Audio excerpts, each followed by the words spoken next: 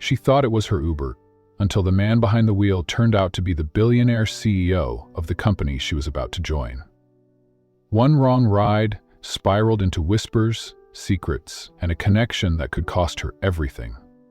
But what if it wasn't a mistake at all? Before we dive into this unforgettable journey, tell us in the comments, where are you watching from?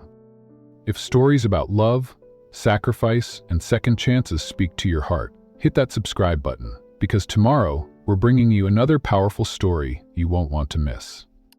Mara burst through the glass doors of the sleek glass atrium, her umbrella collapsing in defeat against the downpour. A cascade of water sluiced down her hair, plastering it to her forehead. The final drops from the dark clouds slid off the plastic shards of her umbrella, once her shield, now useless. Her work bag gaped open, soaked documents flapping inside. She tapped her phone with trembling fingers. Dead. Exactly as she'd feared. She sucked in a shaky breath, mentally rehearsing her elevator pitch, introducing herself as the new content strategist at Meridian Innovations, the job she'd chased for months. It had to be perfect. She pressed a hand against the glass wall and steadied herself, counting inwards. 1, 2, 3. Breathe. The lights inside reflected soft amber in the rain-darkened evening, beckoning her to find refuge. Shoving aside her tangled bangs, she squinted across the slick pavement and spotted a blacked-out luxury sedan. Its engine idled quietly, exhaust plumes misting upward. Its tinted windows offered no clue as to who sat inside. But when a door clicked open, she lunged forward, slipping inside before the fall of laughter could betray her desperation. She slammed the door shut behind her, oblivious to polite introductions, soaked from shoulders to shoes. She loosened one hand from the soggy umbrella, pressing it into the seat beside her, and finally exhaled. Thank God, she thought. Now just get to the orientation. Don't make a fool of yourself. The driver adjusted his rearview mirror. His presence was quiet but commanding, tailored charcoal suit, cufflinks flashing under interior lights. His gaze met hers in the mirror, calm, observant, unflappable. Mara cleared her throat and fumbled for words. Left at the fountain, she croaked, voice trembling. Then, under the glass archway, that's the entrance. Tag laptop tags, an orientation packet now soggy, a precious opportunity. She watched him process her instructions as rain pattered overhead. He inhaled slowly, turned the wheel once with precise grace, and with a single measured voice said, "Ma'am, the main entrance is 2 blocks east. This route is slower." He didn't sound annoyed, just factual, almost curious. Mara felt her cheeks burn. She hadn't expected a correction so polite, or his posture so steady. Nervous energy cracked the shoulders of her soaked coat. She managed a weak laugh. I'm sorry, my phone died and I panicked. This has been, well, a disaster." Her eyes darted to his reflection again. Nothing. His lips curved just slightly, an almost imperceptible twitch, like he was resisting a smile. He tapped the rim of his watch and said, "It's no problem, we've still got plenty of time." His tone was even, and for a moment, Mara felt something shift. She offered him her breakfast, now soggy fortune cookie in a clear bag. Hesitant. "Would you like—" It seemed absurd, a fortune cookie in a luxury sedan, but he paused, then lifted the plastic bag gently and nodded. They shared silence, solitary against the drums of rain, each bite of cookie punctuating the awkward calm. Then he met her gaze in the mirror again and said softly, "I'm also heading to Meridian. It's my orientation too." Surprise stunned her. Shared nerves, shared unknowns. She swallowed and managed. He reached forward and tapped gently on the console between them. "I'm Adrian," he said at last. His voice was crisp, layered with warmth. "Adrian Wolfe. And you?" She smiled, genuine now. "Mara Donovan." Her voice steadied, resonant. They rode past the fountain, past the glass archway, together but secluded, 2 strangers on the same journey. Marie rehearsed to herself, "Don't stutter, be confident." But his eyes held something she hadn't expected, inscrutable calm, like he'd seen enough rain to know how to watch it fall without flinching. And just like that, the black sedan slowed to the curb. The world outside glistened with lamplight and puddled pavement. Mara thatched her coat over her trembling shoulders. She exhaled. "Thanks, Adrian." He nodded, voice softening. See you inside, Mara. She stepped out, water dripping down her hair, and he drove away before she could add anything. Mara watched the tinted windows glide down the wet corridor. A gentle ache of loss, of anticipation, bloomed inside her chest. The door to Meridian Innovations opened before her. With her heart hammering, she squared her shoulders and stepped forward. Inside the atrium, a glossy marble floor reflected her muddy shoes. A receptionist's glance met hers, empathetic, not judgmental. She offered a shaky smile and approached the orientation desk. Hands trembling, she signed in, highlighted by the soft amber of overhead lights. A nameplate lay before her chair, Mara Donovan. She sank into the seat, glancing at the room's layout. Rows of sleek chairs, modern architecture, and the same black sedan parked just outside the window, now empty. Her pulse thrummed. "He's here," she licked her lips and looked around. Other new employees murmured introductions, all crisp and confident. She fiddled with her sleeve. Then she caught sight of movement. Slender legs stepping through the side entrance. He entered. Adrian Wolfe. Tertiary light caught the angle of his jaw, the cut of his suit.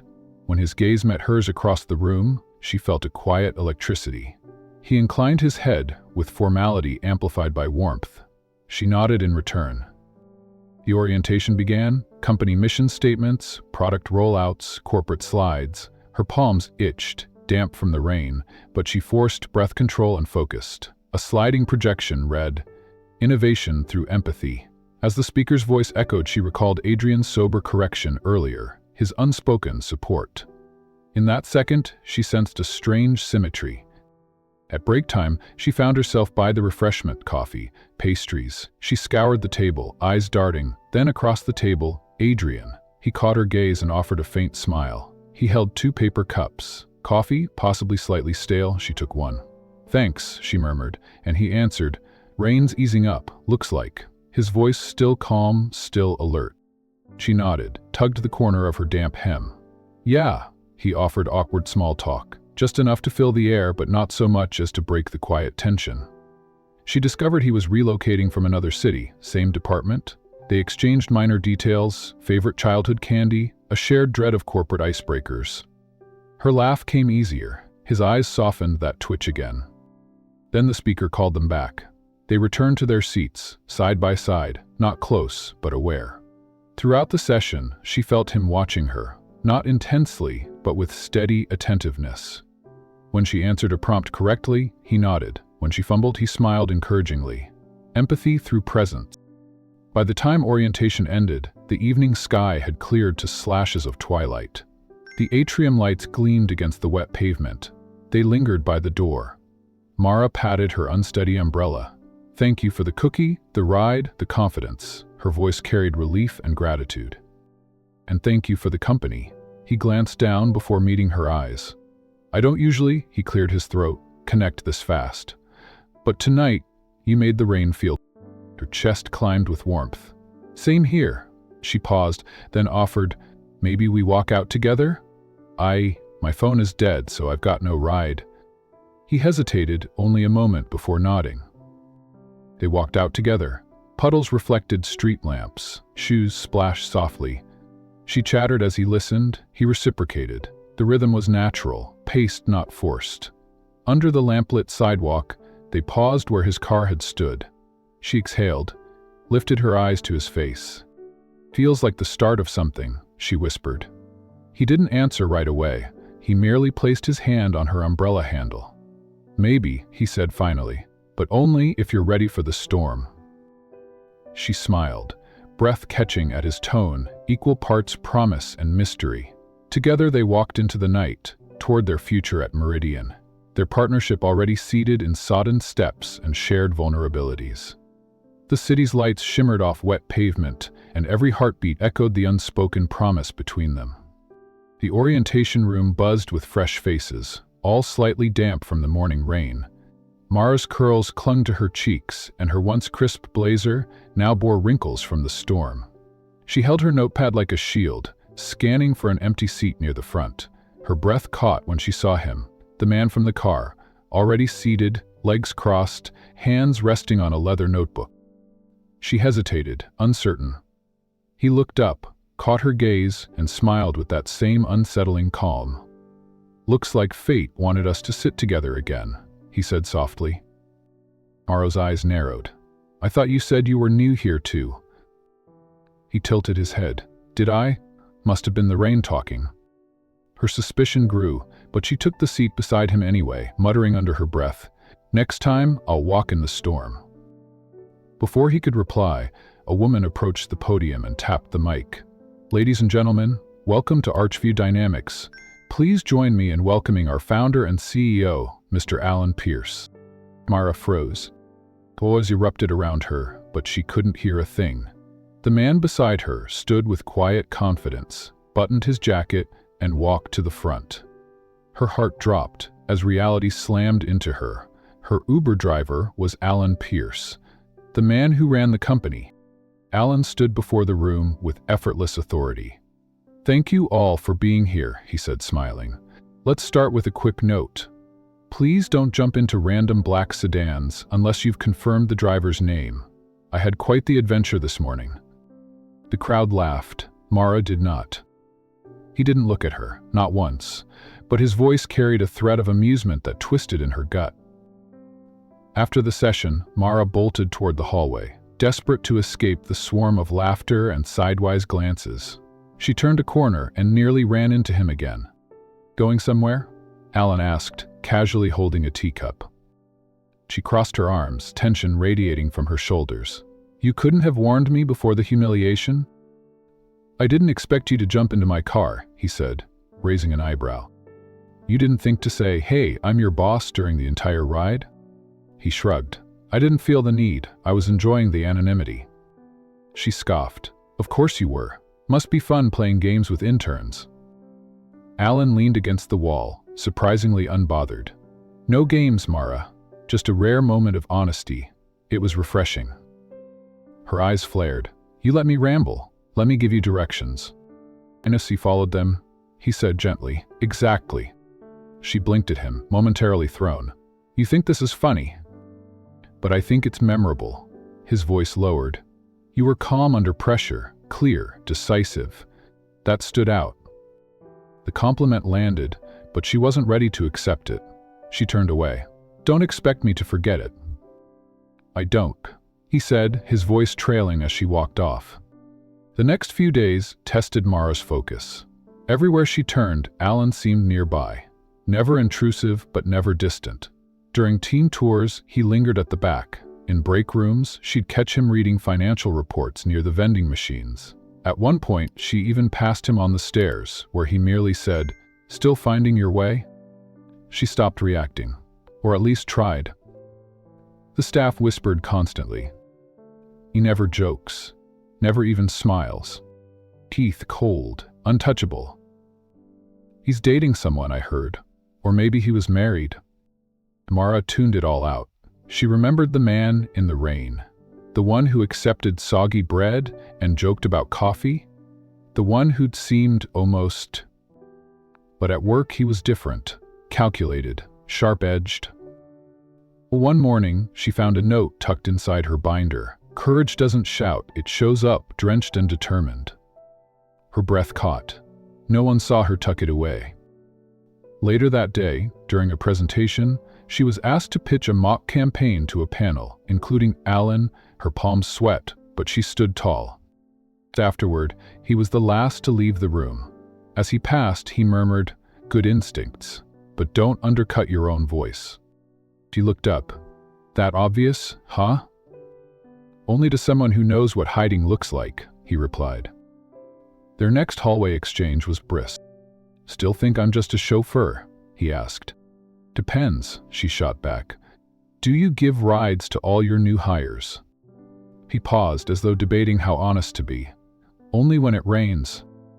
They both smiled, hers reluctant, his unreadable. The tension between them was no longer combative.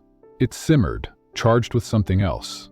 Curiosity, admiration, maybe even attraction. On Friday, Mara stayed late to finish a report. The office had gone quiet, the glow of her computer screen the only light on her floor. She stepped away to stretch, only to find a cup of tea on her desk, still warm. Beside it, a note. Calibly. Less acidic than ambition. She turned around, half expecting to find him watching. But no one was there. Still, a faint smirk formed on her lips.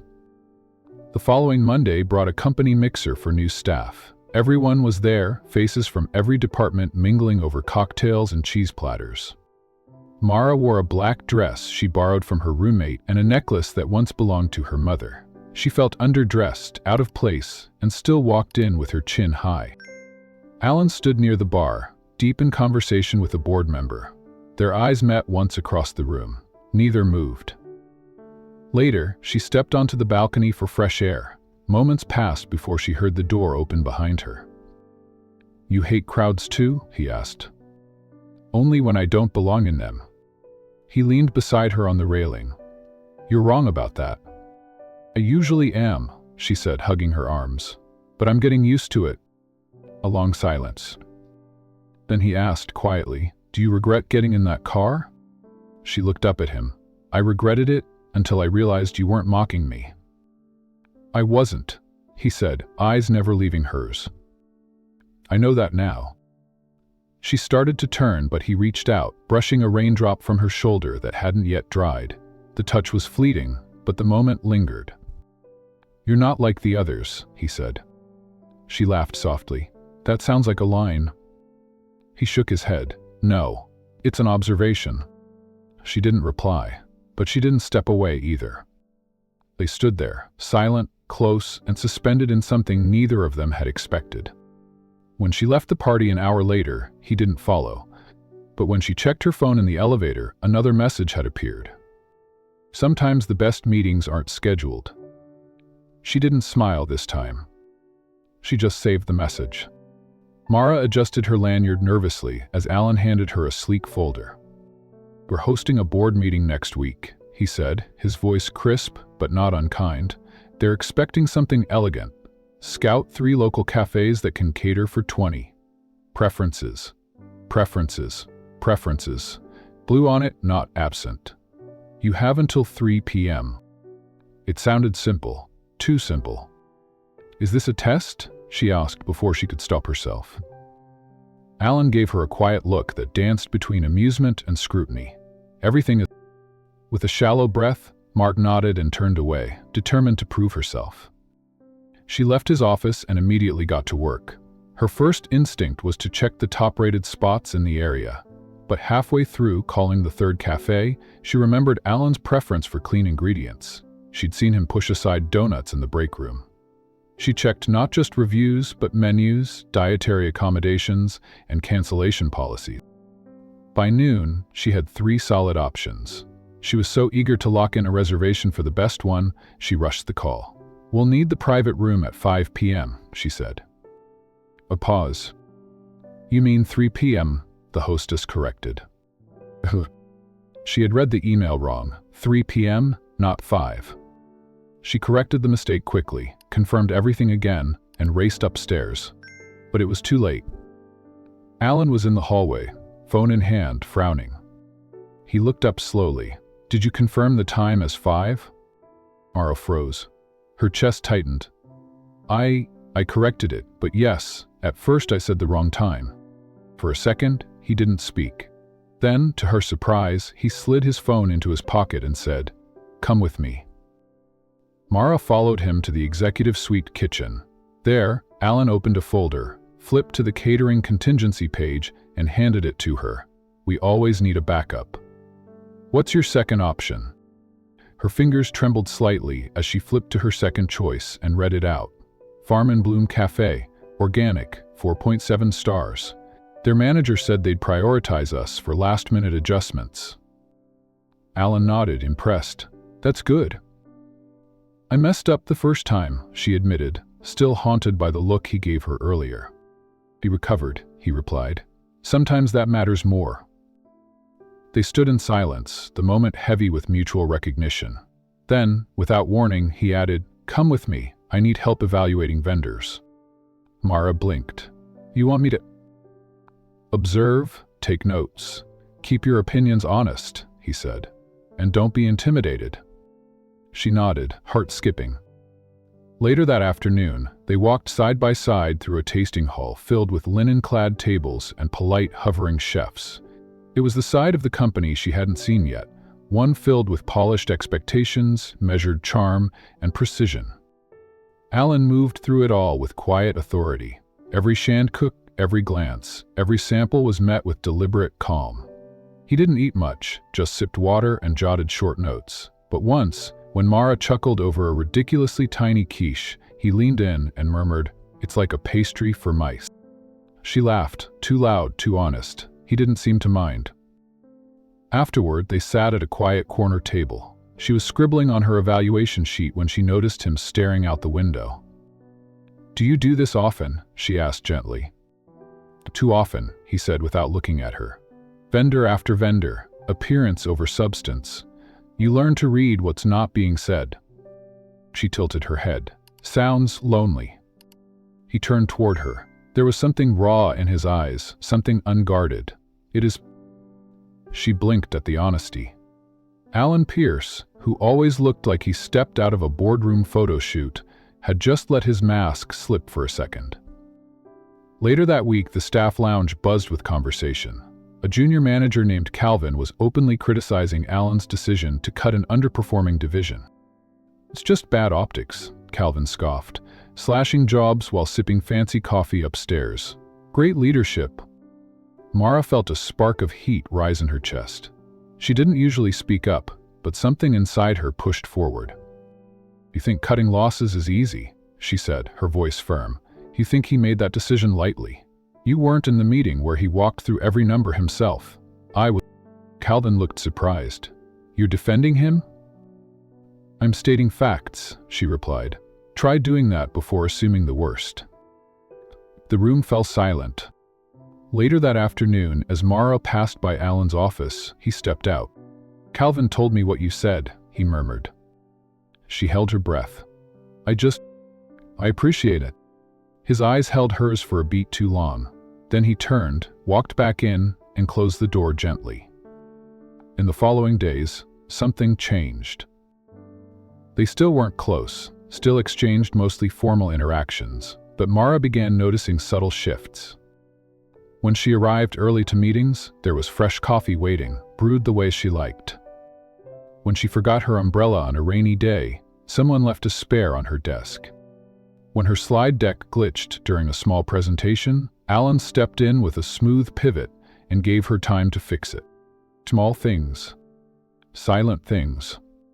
But she noticed, and slowly, quietly, she knew he noticed her too. One evening, she stayed late reviewing data reports. Her eyes burned from the screen glow. Alan passed by, paused. "You're still here," he said. "So are you," she replied. He walked over, set a sealed protein bar beside her keyboard. "Eat something." "I will," she said. "Eventually." He turned to leave, then stopped. "That day in the car," he said, voice softer now. "You didn't panic. Most people would have." "I thought you were a driver," she reminded him with a grin. "Exactly." Their eyes met. Neither spoke again. But the silence was no longer cold. It was something else entirely. Respect. Something growing. Something neither of them could name. Yet, the morning was buzzing with the quiet energy of an ordinary Tuesday. Mara sat in the company lounge with a warm paper cup between her hands, sipping coffee as she chatted with Kelly, an internal communications associate she'd befriended over the last few weeks. Kelly had been casually interviewing staff for a behind-the-scenes employee spotlight video. "Okay," Kelly grinned, holding her phone low, camera suddenly angled. "What's something fun you've learned about working here?" Mara raised a brow, caught off guard. "Off the record?" Kelly winked. "Totally off the record." She laughed softly and leaned closer. "Well, if we're being honest, only trustworthy people survive his coffee test." "You know Alan Pierce? If you can drink the sludge he brews during late-night strategy meetings without grimacing, you've proven your loyalty." They both burst into laughter. Mara covered her mouth with her sleeve, cheeks pink. promise that never sees daylight.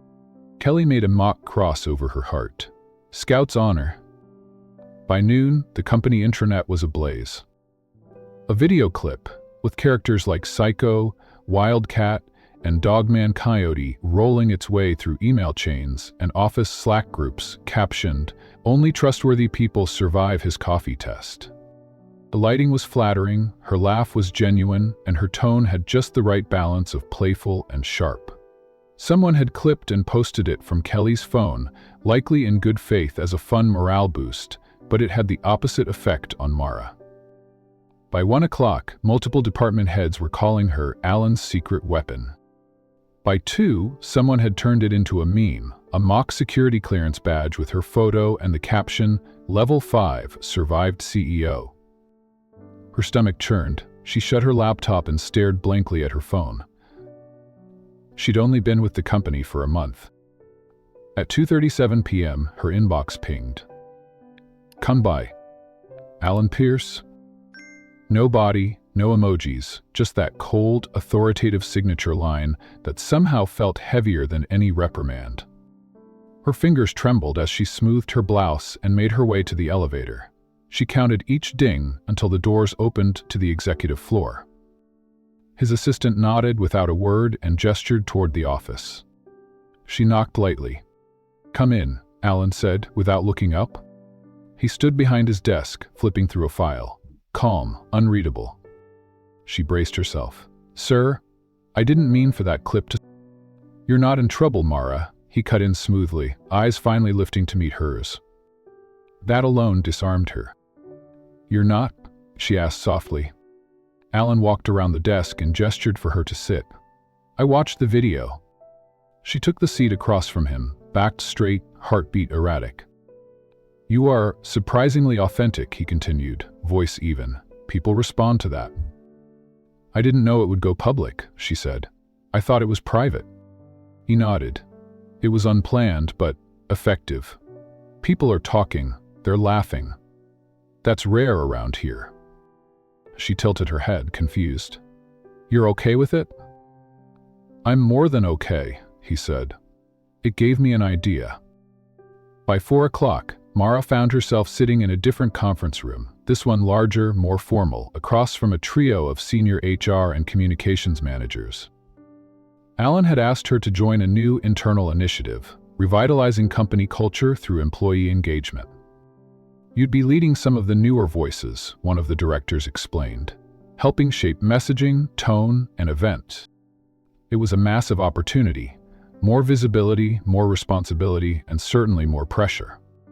She nodded slowly, feeling the room shift beneath her. "I'm honored. I'll do my best." Outside the door, as people filtered out, Alan lingered. She hesitated before speaking. "Why me?" He looked at her with quiet seriousness. "Because you understand how to talk to people without posturing." "Hey, I was joking about your coffee." "And yet," he smirked faintly, "you weren't wrong." They both smiled. But beneath her gratitude, something unsettled began to rise. The closer she got to him, the more careful she had to be. Not just because he was the CEO, but because something else lived in the air between them. Something unsaid, something dangerous. That night, Mara lay in bed staring at her ceiling. Her phone buzzed again, a message from Kelly. "Girl, you're famous." Attached was a photo of someone's office door, where the meme had been printed out and taped beneath a hand-drawn heart. She laughed quietly and put the phone down, but her thoughts didn't quiet. Why had Alan really chosen her? Because she made people laugh? Because she didn't flinch around him? Or was it something deeper, something neither of them dared speak? She rolled over, closed her eyes, and tried not to dream of piercing eyes and bitter coffee. The following week, things moved quickly. She had a desk in the communications suite, a badge that allowed access to executive meetings, and a growing inbox of requests. Her first assignment, co-hosting a virtual town hall. When she stepped onto the small studio set, Alan was already waiting, polished, crisp, the image of corporate control. Ready? He asked without looking at her. Terrified, she replied. He smirked again. Good. Fear keeps you sharp. They stood shoulder to shoulder under the lights. The broadcast went smoothly. She kept her voice warm, her tone clear. He dropped hints of dry humor, just enough to humanize the event. When the cameras turned off, a small burst of applause came from the production staff. Great job, someone whispered. Alan glanced at her. You carried that better than most VPs I've worked with. Don't let them hear you say that, she joked. He smiled. And for a brief moment, the air between them thickened. Not professional. Not entirely personal. Just charged. She looked away first. Later that evening, she stayed late catching up on emails. The office was nearly empty. Ellen passed by her open door. You should go home. I will, she said, just wrapping up. He paused. Maura? She turned toward him. I meant what I said earlier, he added. You have a gift. Her throat tightened unexpectedly. Thanks. He nodded once and walked away. She stared after him, unsure what she wanted from that exchange, or what he might have been holding back. All she knew was that for the first time in her adult life, work didn't feel like survival. It felt like something else. Possibility. Maybe even danger. But she wasn't running from either. Not anymore. Friday night, you're coming with me, Alan said, standing in the doorway of Mara's cubicle. His tone was matter-of-fact, but his eyes held a flicker of something more, something close to hope. Investor dinner, you set the tone. Mara blinked up from her screen. Her fingers hovered over the keyboard as the words slowly processed. Me, I'm not sure I'm the right person for that kind of thing. He smiled slightly, stepping forward. You're exactly the right person. You don't try to impress people. That's what makes you stand out. The flattery only deepened her panic. This wasn't just some casual after-hours meeting. This was high stakes, high visibility, and Alan Pierce was trusting her with it. Every internal alarm blared in her mind. One wrong word could trigger whispers, rumors. Her head swam with 100 what-ifs. Still, she nodded. Okay. Friday night. As soon as he left, she buried her face in her hands. What did I just agree to? Thursday night turned into a blur of preparation. Her roommate, Nina, paced the bedroom, waving two dresses like battle flags. The black one says, elegant and collected, but the navy says, confident but warm. What vibe are you going for? Mara was seated at her tiny desk, surrounded by handwritten note cards filled with names, industries, and polite greetings. The vibe where I don't faint midtones. Nina dropped the dresses on the bed and crossed her arms. You're going with the Navy, and if anyone tries to corner you with corporate lingo, just pivot to empathy. People remember how you made them feel, not your LinkedIn headline. Mara looked at her, grateful. You're the best crisis coach I've ever had. Friday arrived too quickly. She stood in front of the mirror, smoothing the navy fabric down her sides for the 10th time. Her hair was neatly pinned, her heels manageable. She checked her lipstick, took one last breath, and left her apartment, with the Nauticards tucked inside her purse like a secret weapon. When she arrived at the venue, a sleek glass-paneled restaurant overlooking the city, her heart sank. The valet took her car with a polite smile, but her legs barely moved as she entered. Inside, Alan was already there, casually greeting guests in a tailored charcoal suit. His watch glinted under the chandelier light, and his smile was easy, charming, practiced. When his eyes found hers, he paused, and then smiled, softer this time. He walked over, adjusting the sleeve of his jacket. You look perfect, she laughed nervously, brushing her hair behind her ear. You say that to all your corporate guests. Only the ones who nearly ghosted the invite. The dinner was a flurry of introductions and clinking glasses. Ellen led her through the room, gently guiding her toward the right conversations, slipping names and context between smiles. She did her best to keep up, remembering Nina's advice. Feel first, speak second. At the midpoint of the evening, an investor named Colin decided to stir the waters. He was charismatic in the wrong ways. Too smooth, too practiced, too invasive. So, Mara, he said, leaning closer than necessary. "What's your role exactly? Executive assistant? Or are you his other kind of support?" Her cheeks burned. She reached for her water glass, grasping for words, but Alan had already stepped beside her. "Colin," she said quickly, placing her hand on Alan's lapel. "I think your tie's crooked." Alan blinked, catching on. "Oh?" "Very," she said, tilting her head dramatically. Without missing a beat, Alan turned his back toward Colin and leaned slightly forward so she could fix his tie. Her fingers lightly adjusted the already perfect knot. For one suspended moment, their faces were inches apart. He whispered, "Nice save." She murmured back, "We'll call it even." The investor moved on, oblivious. The next morning, the company's internal newsletter featured a snapshot from the dinner. Mara, mid-laugh, standing beside Alan as he raised a toast. Headline, "CEO's quiet strategist makes..." She nearly spilled her coffee. The buzz was immediate. Colleagues from departments she hadn't even worked with sent messages, emojis, gifs. Some praised her poise, others hinted at the personal connection.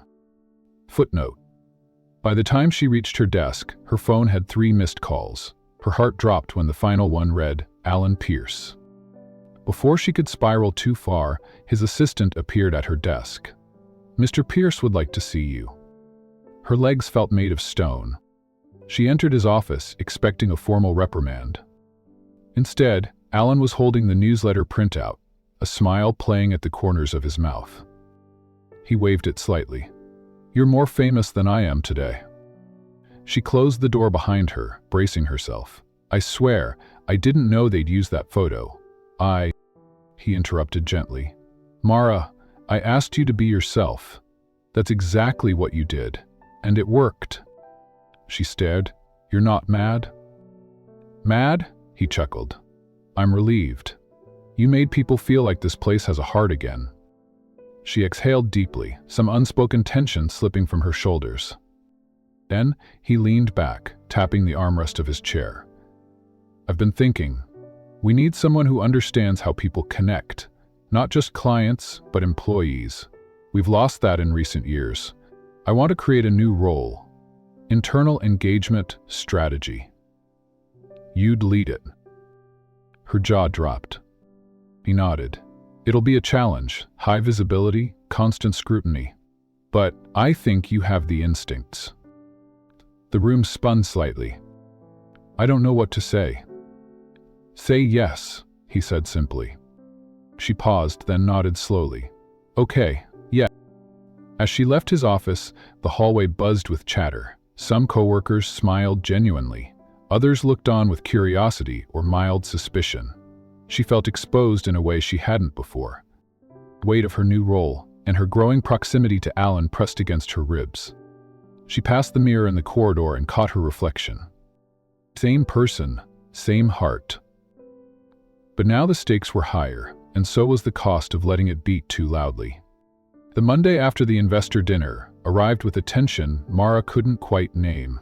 Alan's door, once left ajar for the occasional passing nod, was now firmly shut.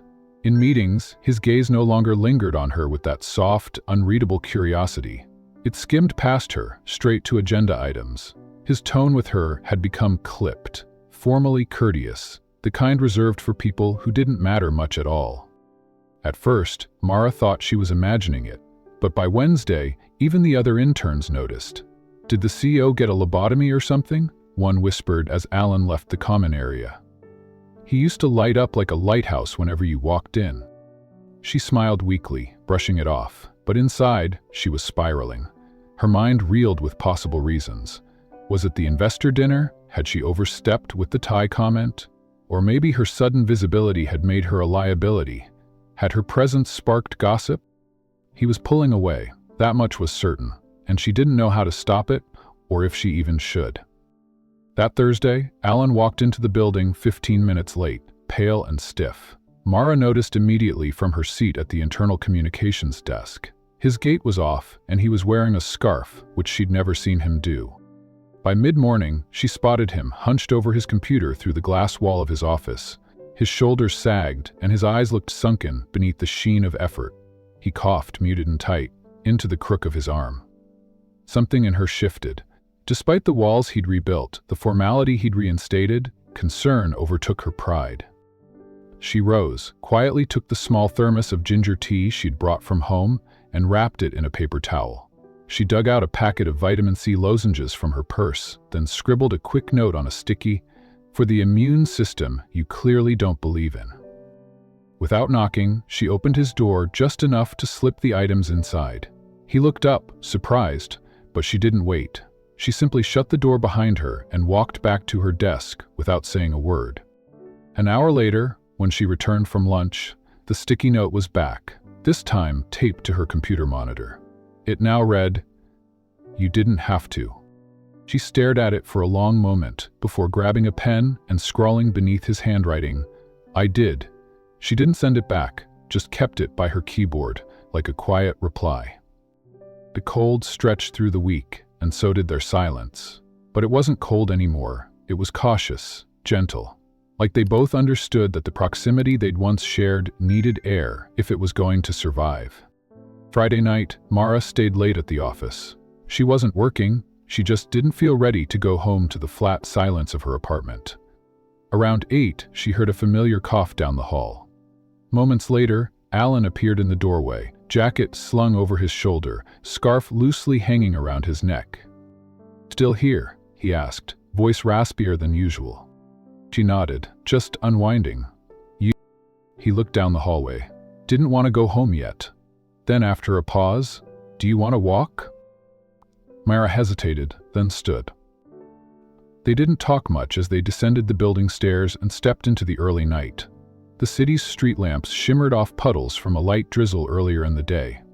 They walked side by side, silent, in rhythm.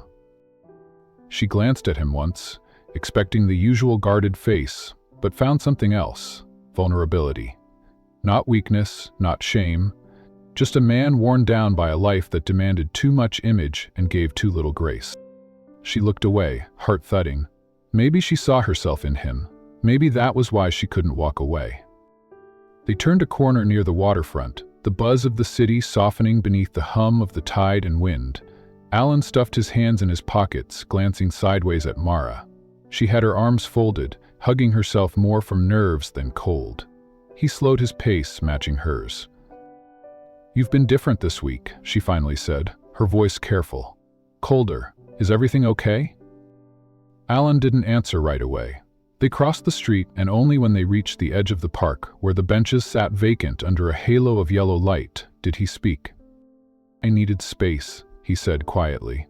"Not from you, from what I was starting to feel." Mara stopped walking. He sat down on a bench, exhaling like he'd held it in all week. "I've spent years trying to be two things, professional and untouchable. The moment people think they know you, they try to own you, or destroy you. I've had both." She sat beside him, letting the silence stretch again. The river glinted in front of them. The wind nudged a strand of her hair into her mouth, and she brushed it away with a small smile. "I get it," she said. "I've lived most of my adult life waiting to mess up. First-gen grad, imposter syndrome, student loans like chains. Every time I'm in a room full of confident executives, I feel like a stray cat in a ballroom." That made him laugh, a real one, sharp and sudden, followed by a cough he didn't bother to hide. Mara continued. "And then you came along, and instead of staying unreachable, you let me in. That was confusing. Beautiful but terrifying." Alan leaned forward, elbows on his knees. "You're the first person in years who's spoken to me like I wasn't a job title. And you're the first person who made me believe I wasn't just a resume," she replied. Their eyes met, and in that moment, something unspoken passed between them. Not a confession of love, but of mutual understanding. Two people who were never supposed to cross paths but did, not because of fate, but because life had cracks wide enough for unexpected truths to slip through. She looked down, then smiled wryly. "Your tea helped?" He nodded. "You trying to nurse me back to health or just soften me up?" "Both," she teased, nudging him lightly with her shoulder. They stood together and began walking back, slower this time. Neither of them said anything. They didn't need to. The air between them had changed. Not cleared, not settled, but softened. The distance was still there, but it had lost its sharpness. No longer avoidance, it was space with the possibility of something deeper on the other side. As they approached her building, Alan paused at the door. "Okay, thank you," he said, "for seeing me, even when I didn't want to be seen." She looked up at him. "Thank you for letting me." He nodded and turned, walking off down the street alone, but not isolated. She watched him disappear into the dark, her heart full of questions but no regrets. Inside her apartment, she curled up on the couch with a mug of leftover tea. Her phone buzzed. From Alan. "Next week, let's try honesty first. I think we've earned it." She smiled, whispered to the quiet room, "Yeah, we have." Mara sat at her desk, her fingers hovering above the keyboard, unable to focus on the email she'd been composing for over 15 minutes. Across the open office, Alan stood in a tailored navy suit, his attention fixed on a conversation with two board advisors. His usual calm presence, once a source of quiet inspiration, now felt like a barrier, a cool distance that hadn't been there before the investors' dinner. Since that evening, something had shifted. He was polite, precise, but withdrawn. He no longer met her eyes in meetings, no longer stopped by her desk to ask casual questions or exchange those subtle, electric glances they used to share. Mara had replayed every moment of the dinner in her mind, trying to pinpoint what had gone wrong. Had she been too forward, too visible? Or was the real problem the look they shared in the coffee line the next morning, a look too sincere to be ignored? Later that afternoon, she found herself alone in the executive conference room, finalizing materials for the upcoming employee feedback rollout. As she laid out printed agendas and folded name cards, the door opened. Alan stepped inside, closing it quietly behind him. "I thought you'd already left," she said, startled. He didn't respond immediately. Instead, he looked at the materials on the table, then back at her, his expression unreadable. "Mara," he began, his voice lower than usual, "there's something I've been avoiding." Her chest tightened. She tried to smile lightly. "Is this about the newsletter quote? I promise I didn't mean to make you sound like a coffee tyrant." He didn't laugh. Instead, he moved closer, stopping at the end of the table, his eyes searching hers. "Haha," he said, "it's not about the coffee, or the joke, or the dinner. It's everything. You..." She blinked. Alan nodded slowly, then exhaled. "Before you showed up that day, in my car, soaking wet and full of directions, I thought I had everything under control. My routines, my schedule, my board expectations. But you've complicated that." Her heart pounded. "I didn't mean to." "I know," he interrupted gently. "That's what makes it worse. You didn't try. You just walked in and changed the rhythm, and I find myself caring, thinking about you more than I should. More than is appropriate given our roles." Mara's voice was quiet when she answered. "I've been trying not to notice, but I did." The silence stretched between them. Then he spoke again, softer this time. "I've spent years building walls that no one could climb. But you, somehow, you knocked on the front door and asked if I wanted to share breakfast." She felt heat rise in her chest. "And do you..." Alan looked down briefly, then up again with eyes that held something raw. "Yes, but it's risky, for both of us." Mara stepped around the table slowly, closing the space between them. "So let's name the risk. Let's decide what it's worth." He watched her with a mix of hope and hesitation. "You don't understand the scrutiny, Mara. If we cross this line, I can't protect you from the gossip, from the fallout." Her voice didn't waver. "Then maybe I protect you for once." Alan let out a quiet laugh, half disbelief, half relief. He reached out, then stopped just short of touching her hand. "If we do this, it's not because of some passing impulse." "I know," she whispered. "It's because it's real." They stood there, the air between them thick with emotion. He hadn't kissed her. She hadn't moved closer. But something in the room had shifted. A truth had finally taken shape, named, acknowledged, and no longer hidden. "I need time," he said finally. "To do this right, to figure out how we navigate it without losing what we've both worked so hard for." She nodded. "Then take the time, but don't pretend this didn't happen." "I won't," he promised. As they stepped apart, the door opened with a quiet click. A junior assistant peeked in, wide-eyed. "Oh, I didn't realize the room was still in use." Alan stepped forward smoothly. "Just wrapping up." Mara smiled faintly as she gathered her notes. As she passed him on the way out, their fingers brushed, a brief, silent vow neither of them dared say aloud just yet. The next few days passed with a quiet, heavy weight between them. Meetings continued, projects moved forward, but the energy had changed. Alan kept his word. He gave Mara space, kept interactions strictly professional. Yet every time he walked past her desk or his name appeared in her inbox, she felt that unspoken tether between them tug a little harder. It wasn't until Thursday evening, after a long day of back-to-back department briefings, that she saw the little envelope on her desk. Handwritten, cream-colored, with no name on the front. She opened it carefully. "Tomorrow, 6 p.m., meet me where this all began." No signature, but she didn't need one. Friday arrived with a nervous hum beneath her skin. She wrapped up her workday by 5, took a detour to the restroom to touch up her hair, then made her way out into the soft spring dusk. She knew where to go. The black sedan waited at the curb, subtle, elegant, familiar. The driver nodded and opened the door. Inside, Alan sat with a soft smile that barely reached his eyes. "Time, I'm sure it's you," he said as she settled in beside him. She exhaled a laugh. "And I'm still not an Uber passenger." They drove in comfortable silence for a while, until the city noise faded behind them and the car pulled into a quiet overlook. Beyond the glass, the skyline shimmered in the distance. He handed her a paper-cup coffee. She smiled. "You remembered?" "I remember a lot more than I should," he admitted.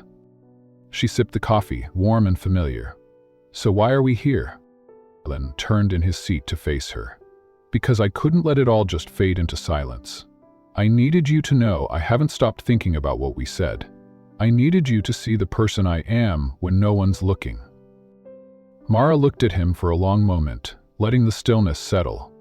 "You're not what I expected, Alan Pierce, and I think that's what scares both of us." He gave a sad smile.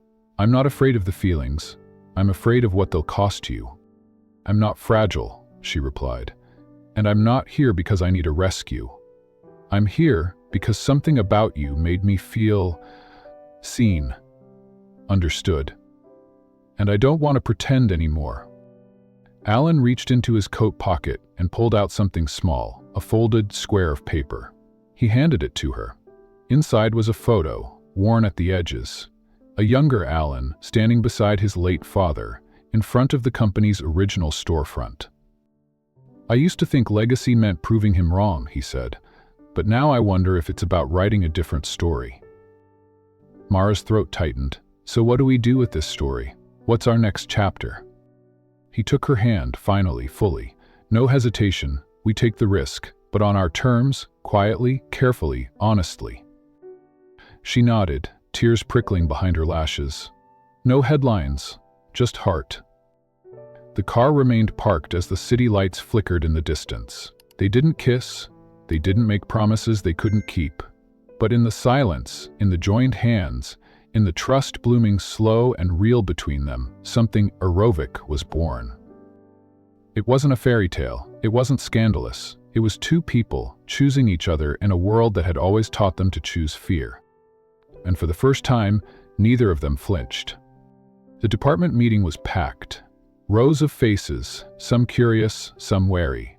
The morning sun filtered through the floor-to-ceiling windows, bouncing off the chrome fixtures in the conference room. Mara sat near the edge, fingers croaked in her lap, unsure why she'd been asked to attend.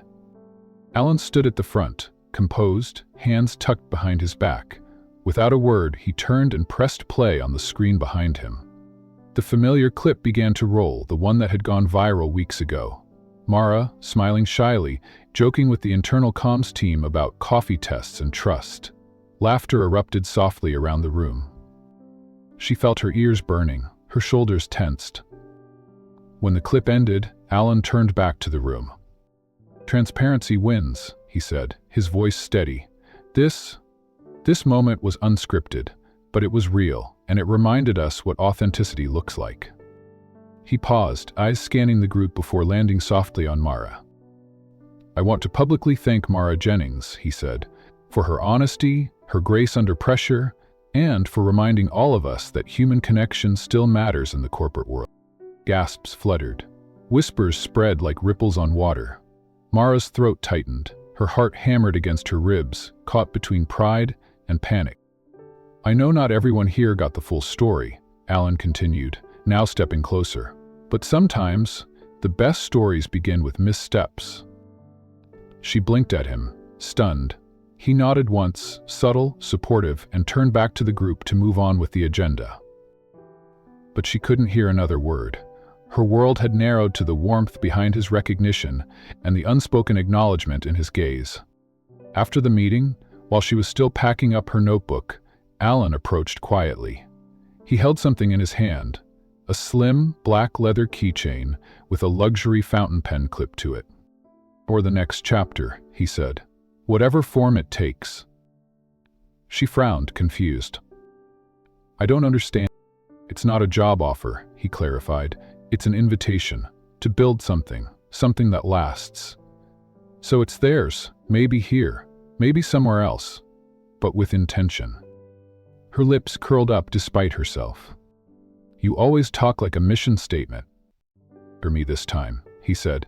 "I'm not offering you a title. I'm offering trust." She looked down at the pen, then back at him. "You do realize I mistook you for an Uber the first time we met, right?" He smirked. "And that was the best executive onboarding I've ever had." They both laughed. And just for a second, standing in the middle of the bustling hallway, surrounded by teams rushing to deadlines and caffeine-fueled ambition, the world faded. It was just them, two people who had started off all wrong but somehow kept finding their way back to each other. That evening, Mara received a simple text from Alan. "Rooftop, 1 hour." The sky was melting into dusk when she arrived. The rooftop of the building had been transformed. Strings of warm lights, 2 chairs, and a small table holding a bottle of wine and 2 glasses. No crowd, no fanfare. Just him. He stepped forward, holding something small in his hand. "Mara," he said, voice unshakably calm despite the tremble in his fingers. "This ride started wrong. Mistaken cars, misunderstood intentions. But through all of that, one thing became clear. I don't want this journey without you." Her breath caught. He dropped to one knee, not flashy, not staged, just real. "I don't have a diamond. I have this." He held up a modest silver ring, inscribed inside with the words, "Beginnings matter less than endings." "Will you share the ending with me?" Tears welled up in her eyes, and for a moment the city disappeared. Only his voice, his trembling hope, and her pounding heart remained. She nodded through the tears. "Yes, because every wrong start was leading me here." They embraced under the lights, laughter caught between their lips as they kissed. Not for show, not for spectacle, but because they couldn't not. A soft breeze fluttered through the rooftop garden as the last of the guests trickled inside. String lights swayed gently overhead, casting a golden hue across the cozy wooden deck. It wasn't a ballroom or a cathedral. It wasn't filled with high society names or corporate executives. It was intimate. Small round tables with mismatched chairs, paper lanterns glowing above, and laughter echoing in a rhythm only love could keep.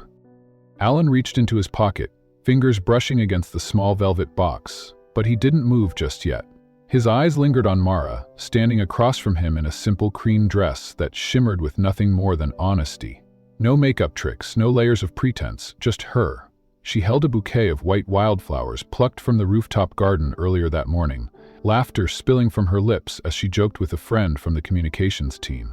Alan watched, heart thudding, not from nerves, but from something rarer, certainty.